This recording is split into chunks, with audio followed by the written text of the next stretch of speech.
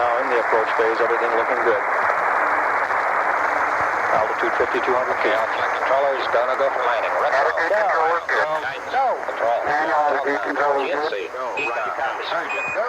Capcom, we're go for landing. Eagle Houston, you're go for landing. Over 3,070. Welcome to the Alien Probe Snippet with Dr. Bill.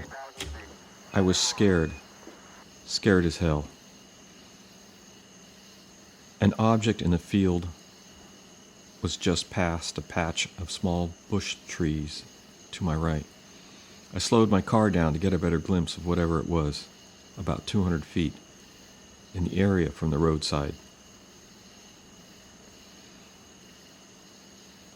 It was about 10 feet high with small bluish dome-like canopy on top. It resembled a deflated football, but was more rounded on top than on the bottom. I emerged from my car and took off my glasses to get a better look at it. Then I noticed that the object had an orangey light in the center. It also had a bluish light on the right and a white light on the left, which had a frosty or hazy hue. The body or fuselage was an awful yellowish color. I could distinctly see some sort of metalwork in small ribbed form on this thing. From the underside, it looked as if it had a reddish effect, which readily changed to a pink, orange, then back to red.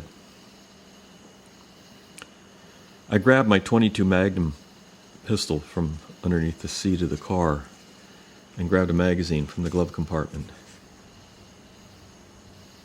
I was not going to let that damn thing get me. I was about ready for anything at this time, even dying. I could hear the scraping of the undercarriage of the object on the small elderberry bushes and pine trees that were in its path. It then stopped and started towards me, quickly at first, then slowly, like a tank would approach its target. I aimed the pistol at the orange light in the middle, which kept getting lighter and darker. Then when the thing was about 100 feet from me, I broke the silence with a shot from my pistol. Nothing happened. The thing just kept coming at me slowly. When it was about 40 feet away from me, it stopped. The car lights dimmed and the radio went out. I was just listening to music from WKBW in New York. I lost the station completely. I shot the pistol once more, and still there did not seem to be any reaction.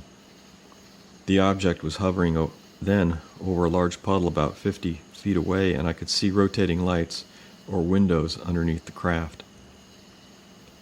The only noise was a light electrical humming sound like an ohm voltage current. I fired once more, and it started to glow a little brighter and took off at a tremendous rate of speed. I fired again as it left. I heard a noise like a recoil from a spring. I thought I saw another thing take off at the same speed and direction at the same time. It seemed to be smaller. As I got back in my car, I saw it vanish from the area, but observed it high above the city. It was very high and gleaming. I had a little trouble with the car, but finally it started. This thing shouldn't have happened, for it's a fairly new car. I immediately went to the Bangor police station and told them what I saw. I was very shaken up. I learned at that time that 2 Bangor policemen saw something hovering over the city of Bangor at about 10:30 p.m. and described it as 100 police spotlights rotating and hovering in the sky. Newport, Maine, 11:50 p.m., March 23rd, 1966.